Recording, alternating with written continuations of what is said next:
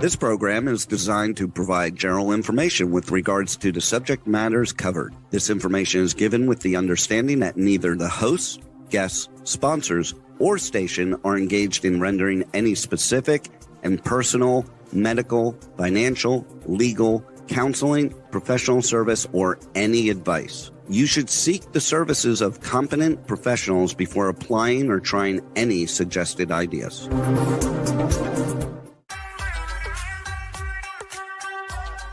Books, PD products, science, fashion, and glam talk. From Bollywood to Hollywood, it's Meet and Greet with Dr. Afshan Hashmi, right here on K4HD Radio and Talk4 TV. And here's your host, international speaker, educator, award-winning entrepreneur, and best-selling author, Dr. Afshan Hashmi.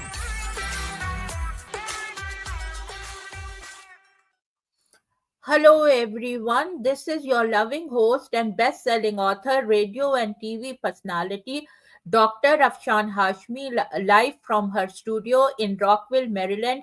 And today, folks, I will be talking about a movie review of Downtown Abbey Grand Finale. And here is the two books. The first one is The Modern Mughal Mentality, New Strategies to Succeed in India and the Global Marketplace. And the second one is The Outbreak of a Monstrous Infection. And this book was Amazon bestseller and hot #1 new release on Amazon in USA and hot #1 new release in and Amazon bestseller in Amazon bestseller in India. And this one is The Outbreak of a Monstrous Infection, and this one is the best seller in USA. And I want a movie or a documentary to be made out of it. And this one I want a movie or a documentary or a web series made out, and Tailflix gave me a very, very good evaluation. So for all this, I am very thankful, to my people who have brought this book. And this book is not selling good, and this book brings food to the table. So please go and buy this book and give me an honest review, and also go and give me sponsorship, please, because this show is syndicated worldwide to 300 million listeners. So having said that, folks, now I will go on a break, and then after the commercial we will see a trailer of the movie I'm going to review, and then I will come back.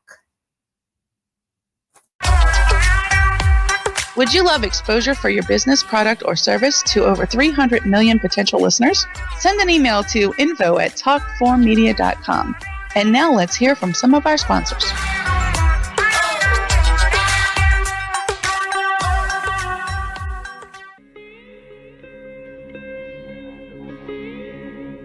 Chapter 2: How Jugaad Leads to Multi-Sector Success Stories in India, including definitions of the Jugaad Management Principle business model. Of the book The Modern Mughal Mentality, New Strategies to Succeed in India and the Global Marketplace. Inspiration. True Jugaad is an inspiration on how to create products using technology that meet the price-value equation. According to a Harvard Business Review article featuring expert Prahlad and Mashelkar, most innovation programs are built on the assumptions of affluence and abundance. We see the rich and the young in both the developed and the developing countries demanding environmental friendly products and services. They also believe that affordability and sustainability are crucial to driving successful business today. New technologies and radical business models are important not only to penetrate mass markets in India but in the entire world. By reconfiguring all areas of the business structure, they will pull.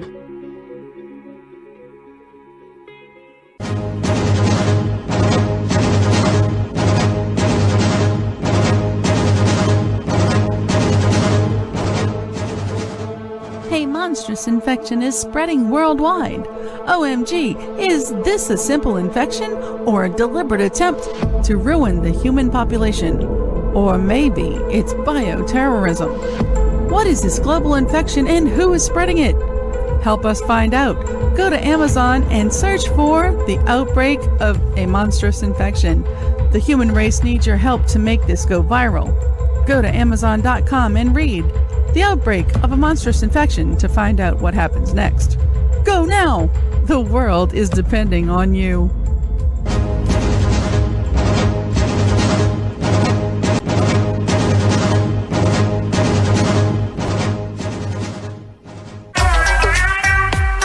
And now, back to Dr. Afshan Hashmi's radio show.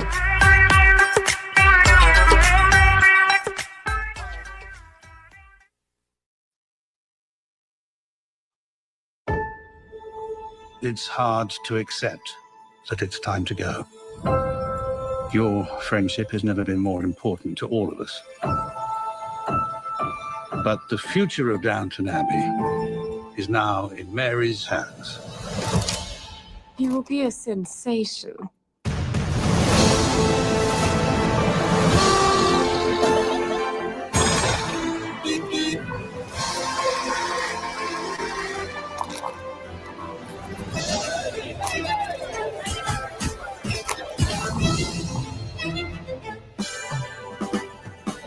Lady Mary must go now. She's divorced. I'm very sorry. I shouldn't have come.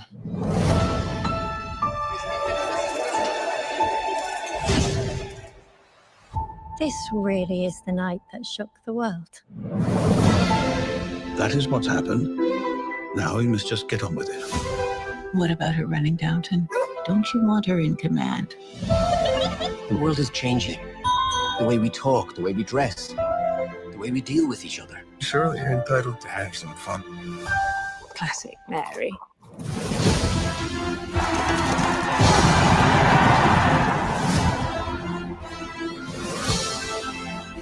Welcome back, my brother. Corn. The news is bad, isn't it? How could you tell? I've known you since you were born. Hal's made a real mess of things, hasn't he? Don't you see what this means for Downton?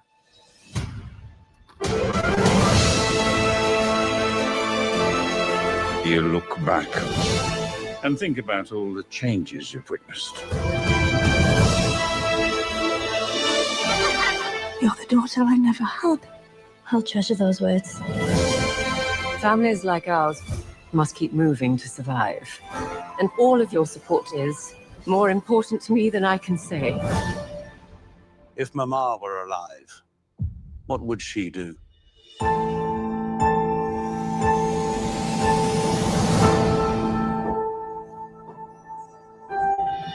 Long live Downton Abbey. Amen to that.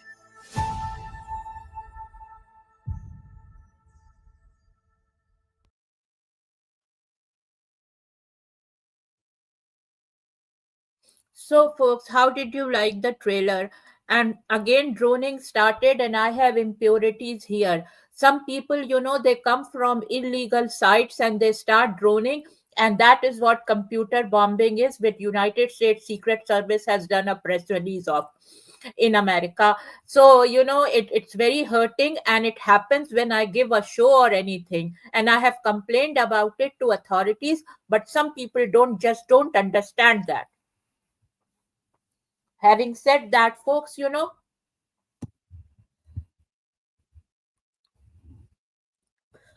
Downton Abbey, the grand finale. Downton Abbey, the grand finale is a 2025 historical drama film directed by Simon Curtis from a screenplay by Julian Fellows. It is the sequel to Downton Abbey, A New Era 2022, and the third final film in the Downton Abbey franchise. Many of the original franchise cast members who also appeared in the previous two films returned.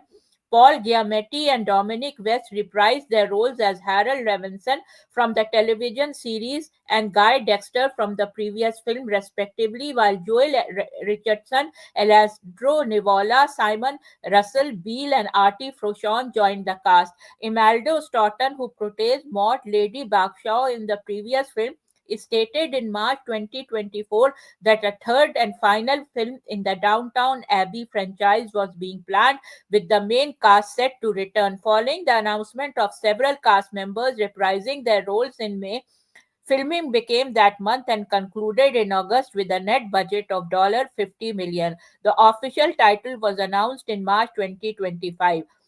Downtown Abbey, the grand finale, was released by Focus Pictures on 12 September 2025.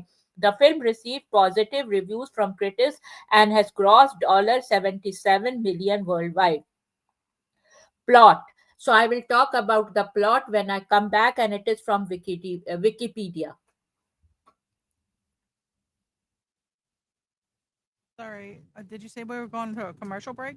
Yes.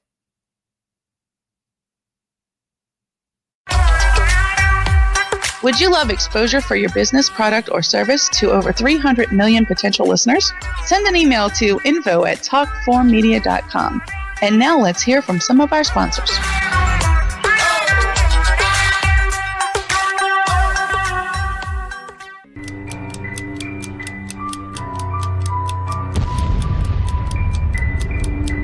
A monstrous infection is spreading worldwide. Oh my God, is this a simple infection or a deliberate attempt to ruin the human population? Or maybe it's bioterrorism. What is this global infection and who is spreading it? Help us find out. Go to Amazon and search for the outbreak of a monstrous infection. The human race needs your help to make this go viral. Go to Amazon.com and read The Outbreak of a Monstrous Infection to find out what happens next. Go now. The world is depending on you.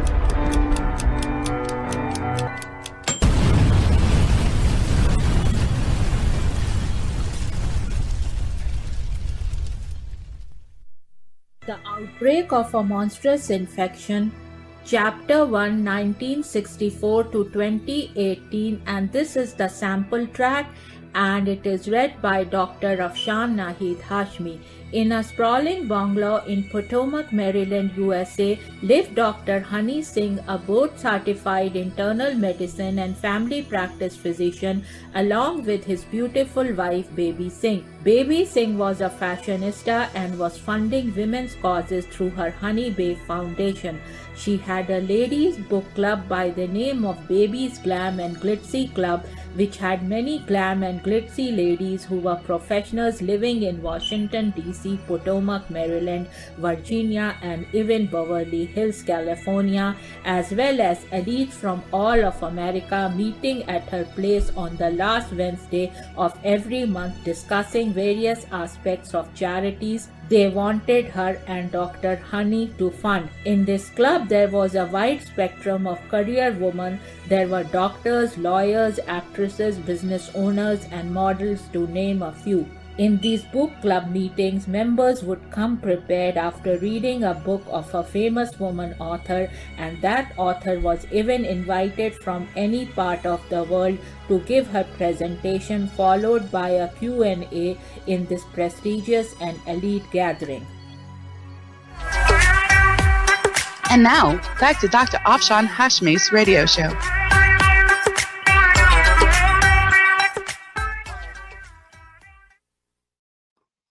Okay, folks, so now, I will give you a little review of that. And this was, I was reading from Wikipedia. This film, I just decided at the last moment that I will go and see this a movie. And in that movie, I bought the ticket and all, as usual. I went, the movie had just started.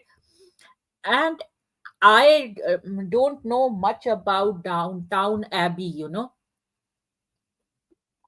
It is the British culture.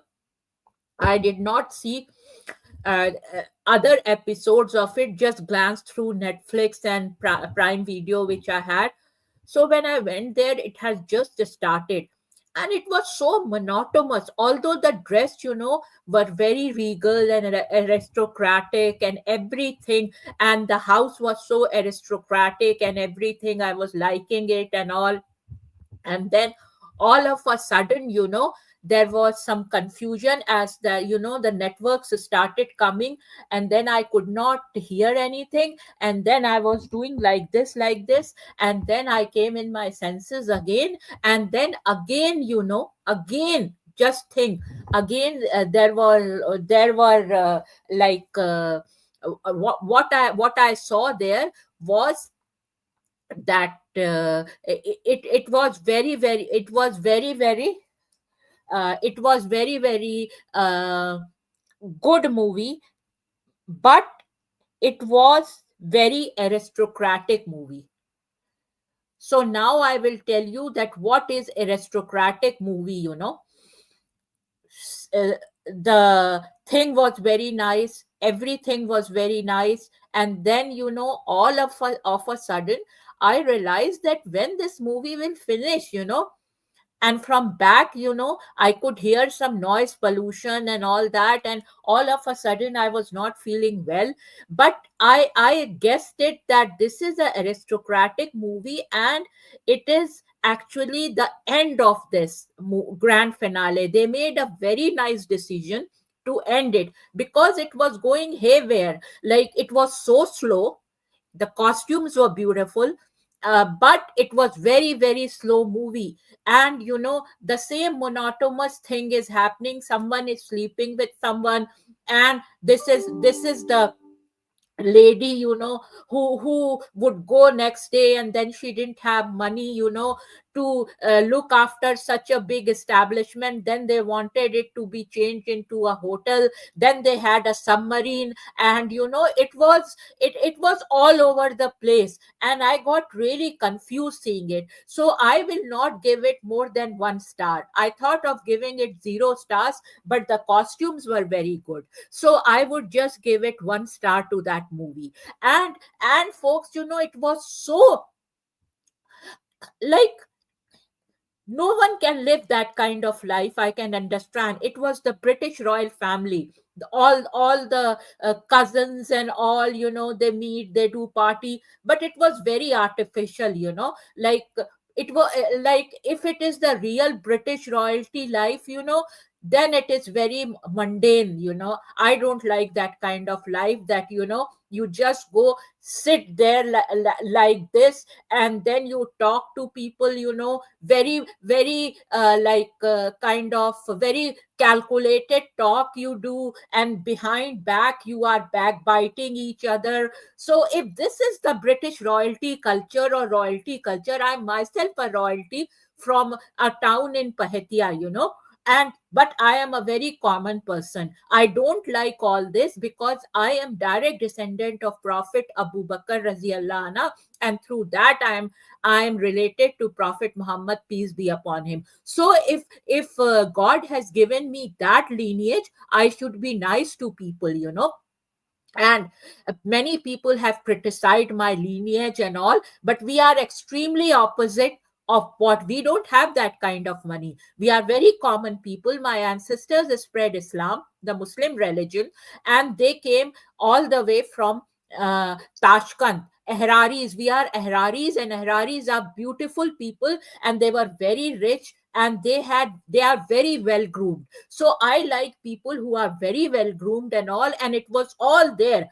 But if this is the British royalty culture, that you sleep with your assistant, and then you introduce him, and you sleep with anyone you like, that is not the thing. There was no husband and wife culture in that movie. It was very mundane. So folks, I'm sorry to say, I will give it, if the producers are seeing this, it's good decision that they removed it, Downtown Abbey grand finale. Thank God it is grand finale. Having said that, folks, now I will go on a break, and will be back soon.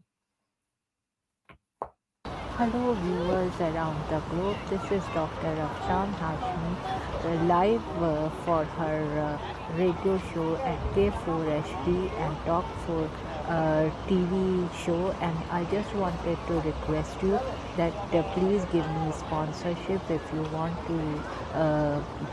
want this show to continue. Having said that, friends, I will see you in another episode of K4HD Radio.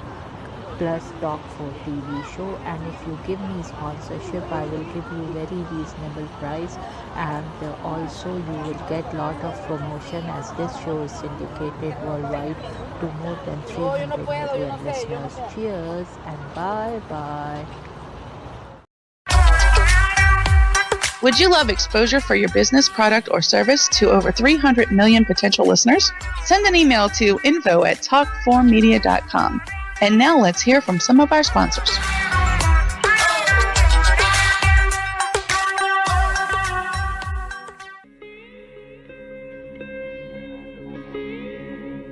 Chapter 2: How Jugaad leads to multi-sector success stories in India, including definitions of the Jugaad management principle business model of the book The Modern Mughal Mentality: New Strategies to Succeed in India and the Global Marketplace. Inspiration: True Jugaad is an inspiration on how to create products using technology that meet the price-value equation. According to a Harvard Business Review article featuring expert Prahlad and Mashelkar, most innovation programs are built on the assumptions of affluence and abundance. We see the rich and the young in both the developed and the developing countries demanding environmental friendly products and services. They also believe that affordability and sustainability are crucial to driving successful business today. New technologies and radical business models are important not only to penetrate mass markets in India but in the entire world. By reconfiguring all areas of the business structure, they will hold.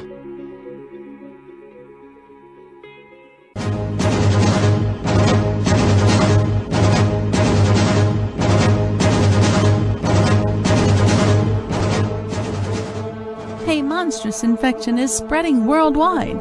OMG, is this a simple infection or a deliberate attempt to ruin the human population? Or maybe it's bioterrorism. What is this global infection and who is spreading it? Help us find out. Go to Amazon and search for The Outbreak of a Monstrous Infection. The human race needs your help to make this go viral. Go to Amazon.com and read The Outbreak of a Monstrous Infection to find out what happens next. Go now! The world is depending on you.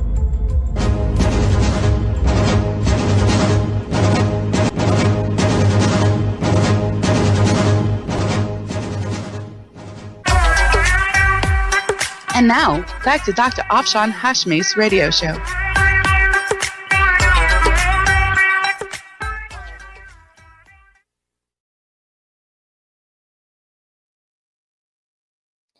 What Islam says about business interaction. So, since I am direct descendant of Prophet Abu Bakr Raziallahu Anhu, one should not have ego. One should be very nice to people, and that's what I'm leading by example. And I am lenient to people, but if my business is hurt, see, the droning is started and all that. I could not even talk. And the same thing is happening to President Trump, President Biden, and many people. Just think about Charlie Kirk. How young he was.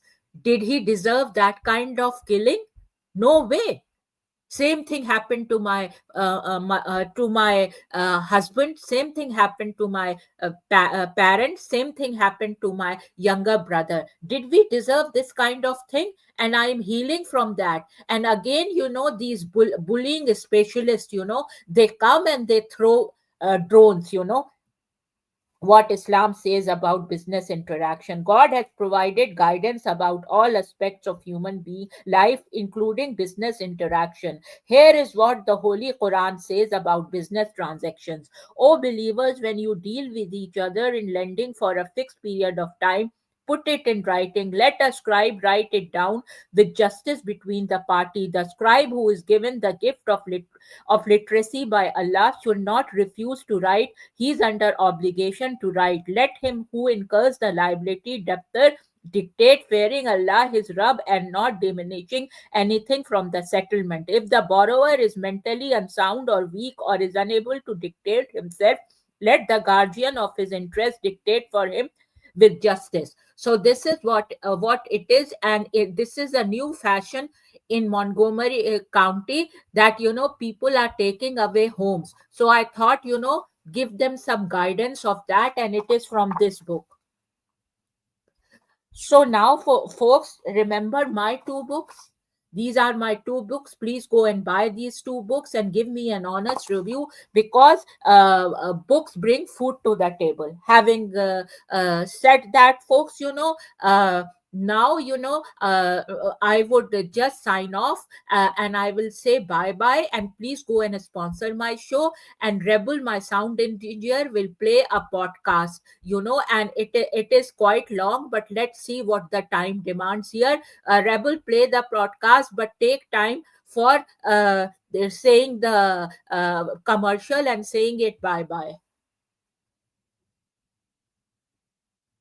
Hello everyone around the globe. This is Dr. Afshan Hashmi, and with K4HD Radio and Talk 4 TV. And dear friends, I am live in Maryland in a country club, and I just wanted to say that please give me sponsorship if you want these shows to go on, because it takes a lot of effort and money to produce these kinds of shows. Having said that, friends, please give me sponsorship, and cheers and bye.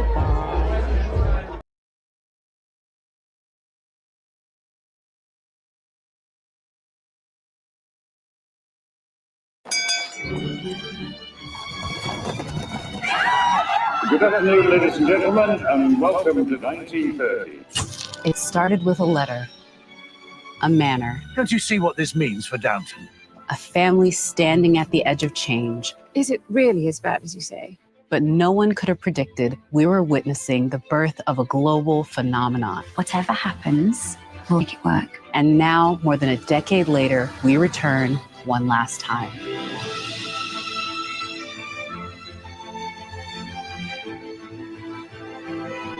I'm Jacqueline Coley, and this is Downton Abbey, the official podcast.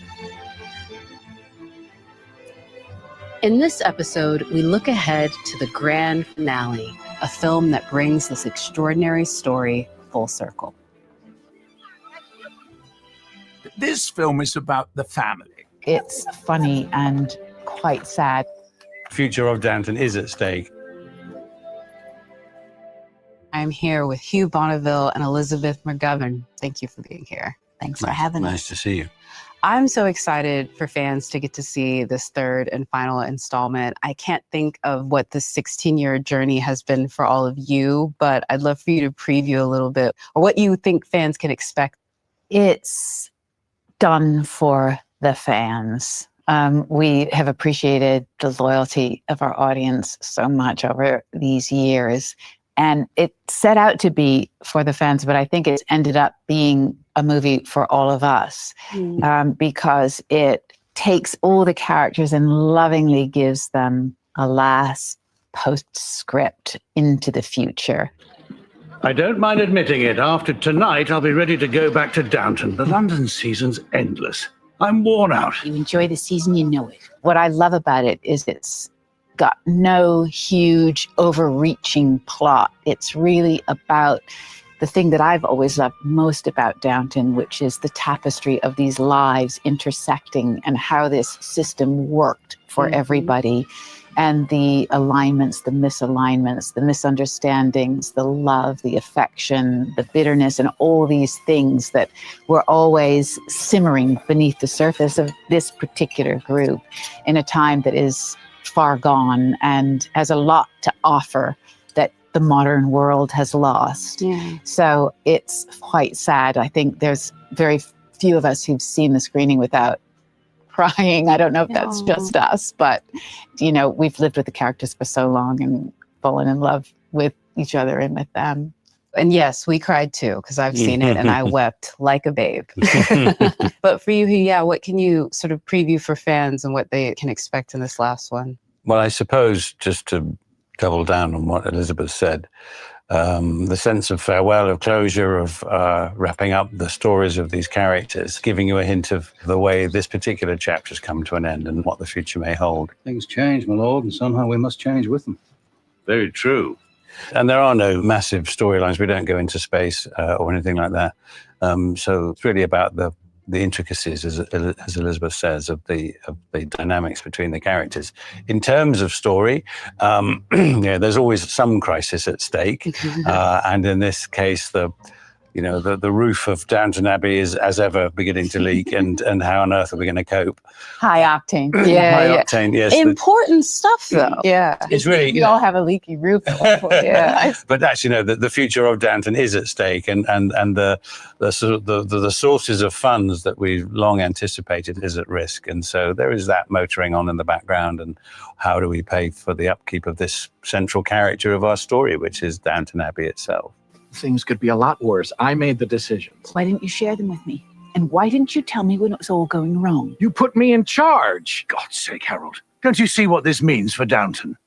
There's another thing that's also sort of previewed in the little bit that dripped out about this, and that is Mary's divorce. And were you shocked when you found that was going to be happening, Hugh? Like, when did you find out about this? Yes, it's always been hinted at that the marriage of Mary and Henry Talbot was not set fair. And so to open with that being a bubbling scandal in the background, which then suddenly bursts into the consciousness of society, it really highlights where we were then and where we are now. At least 3 of the major royals are divorced. In those days, you weren't allowed to be in the company of a royal if you were divorced. Prince and Princess Arthur of Connaught are on their way, and the princess simply cannot be in the same room as a divorced woman. I do apologize, but Lady Mary must go now. I've never heard anything so ridiculous. Papa, it's all right. I'll go. And, it's mentioned once or twice how America, of course, is far more relaxed about these things than the stuffy old Brits. And so that comes into play in quite an interesting way as well. In some ways, I'm glad of this divorce story, because a lot of the time with Downton, you look at it and think, oh, I wish we were back then. Everything was so simple and people were more polite. But then you're reminded that actually there are some things that were just so restrictive. Yeah.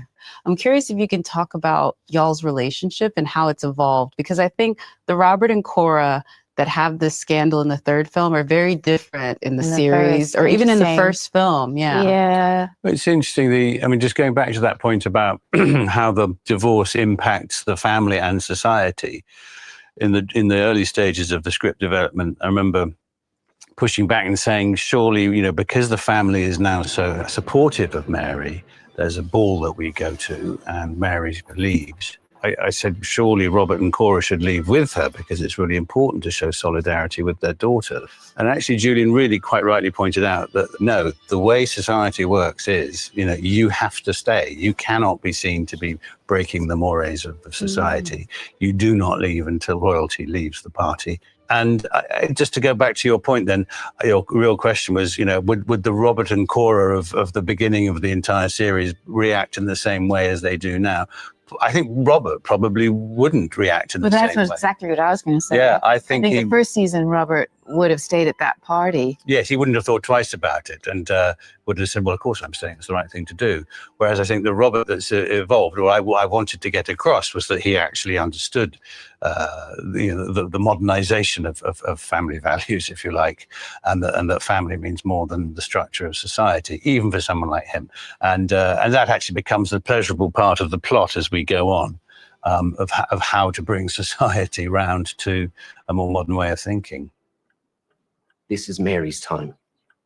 She's in step with how to run this estate in the 30s, the 40s, and the 50s. And I'm not. You know the system doesn't work if people hold on too long.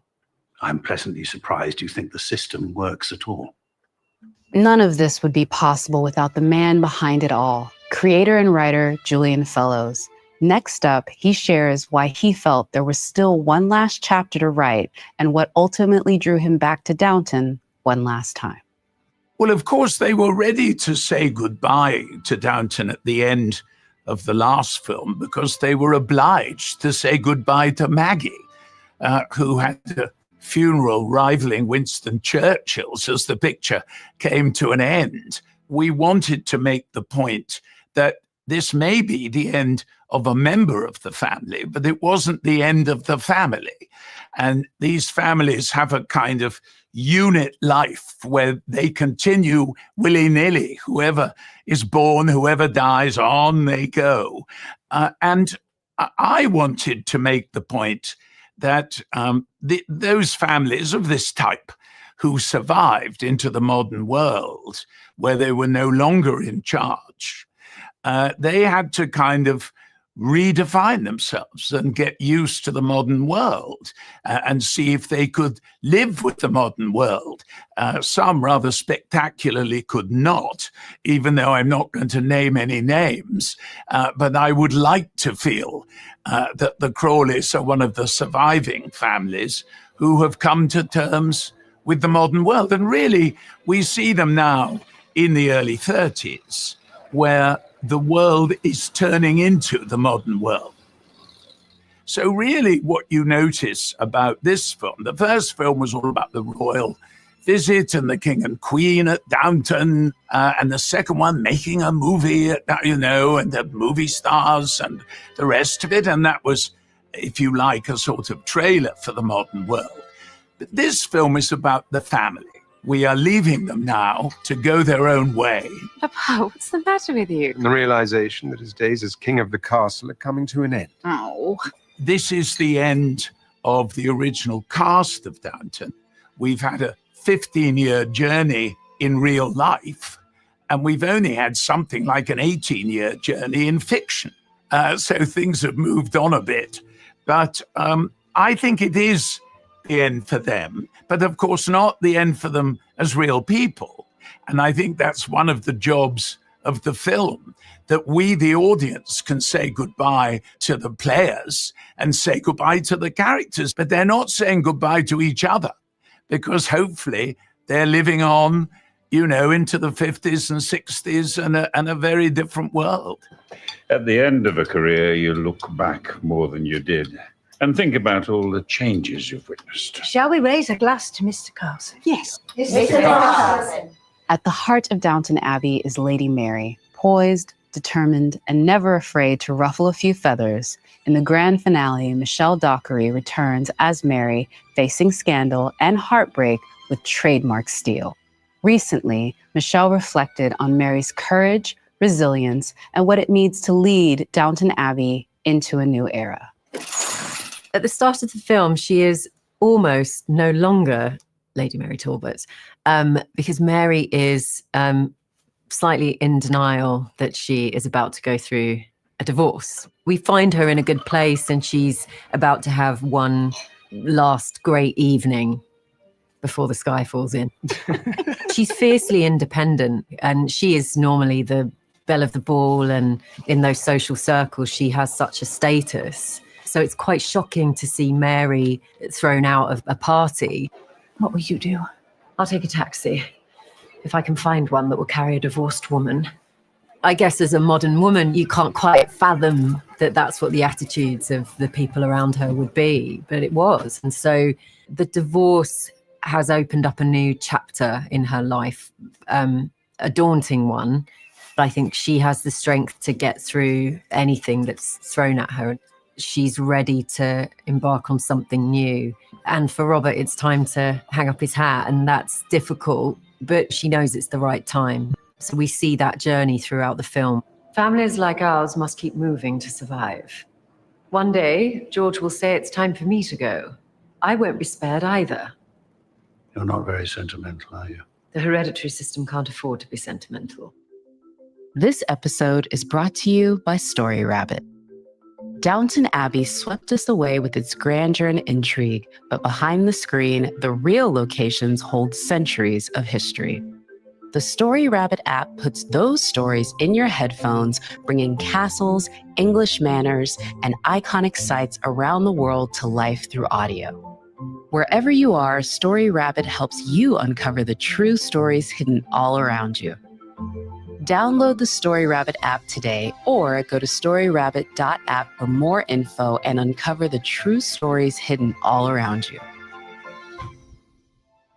Next up, I sat down with Joanne Froggatt, who plays Anna, Mary's loyal confidant, to hear how she sees this final chapter unfolding. I am back, and we're here with Joanne Froggatt here, who plays Anna Bates, our beloved Anna Bates. Thank you. So much from just Anna, which is how we met you, and now 16 years later, an entire series and 3 films, we're now saying goodbye in the grand finale. How are you feeling? Wow, so many emotions, actually. I watched the film, the grand finale, I watched last week. We had a little screening and there was a few of the cast there. And I was really emotional. I really cried at the end. And it was a mixture of, the film's really beautiful. Yeah. It leaves things in a really beautiful place. It's really heartwarming and poignant.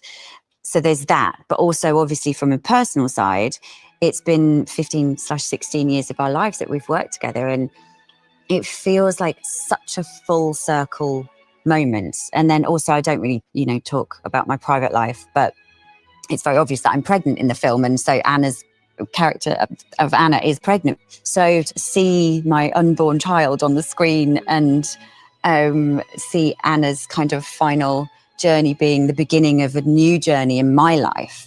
I'm going to get emotional about it. It was just a real full circle moment, and it was just a really beautiful way to end a special part of my life. When the baby's born, might you consider being the godmother? I should be honored. One of the things I remarked when I was watching it is seeing the dynamic between Anna and Mary. They've had so many chapters of both triumph and tribulation. I feel like Anna is doing a lot of managing of Lady Mary in this one. Anna and Lady Mary have always had a very special relationship, and they've helped each other. Anna more so with Lady Mary. But actually, there's been that's been yeah. absolutely returned, and some in many ways. When Mr. Bates was in prison, when Anna was in prison, when Anna was pregnant. There's been when Anna had her baby, when Anna literally. had her baby in Lady Mary's bed. Yes. I mean, if that's not a friend, I don't know what is. Seriously. And those roles, I think that's what I'm really remarking on is it's not even a question now. She just knows to be there for her without even really discussing it.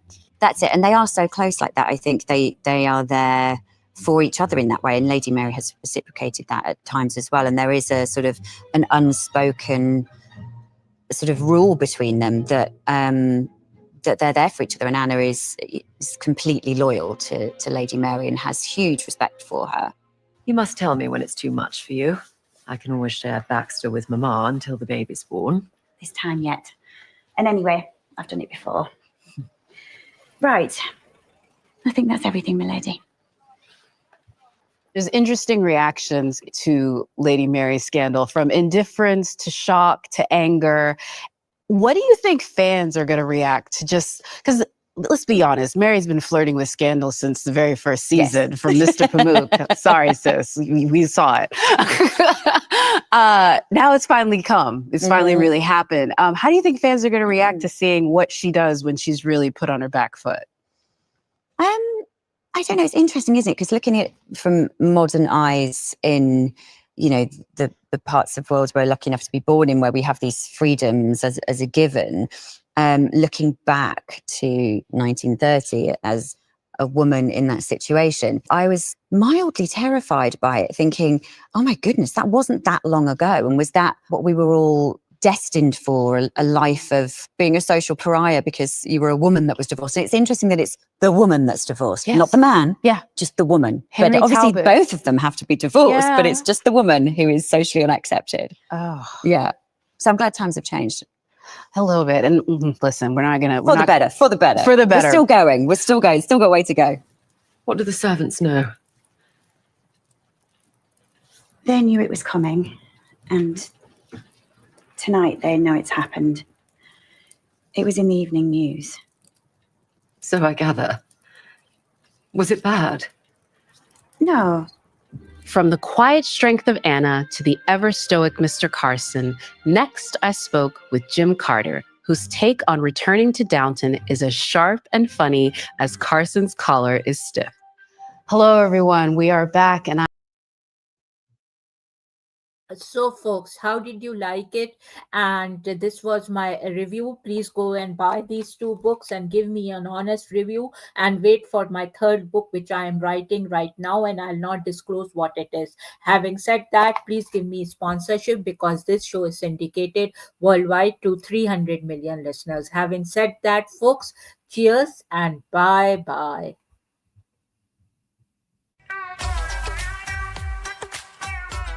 You've been listening to Meet and Greet with Dr. Afshan Hashmi on K4HD Radio and Talk4 TV. Tune in live right here every Thursday at 6 p.m. Eastern Time. Would you love exposure to your business, product, or service to over 300 million potential listeners? Send an email to info@talk4media.com. And remember, if you missed any part of the show or want to hear it again, find our featured show on iHeartRadio or YouTube, where all past episodes are available on demand 24/7. See you next Thursday at 6 p.m. Eastern Time, right here on K4HD and Talk4 TV.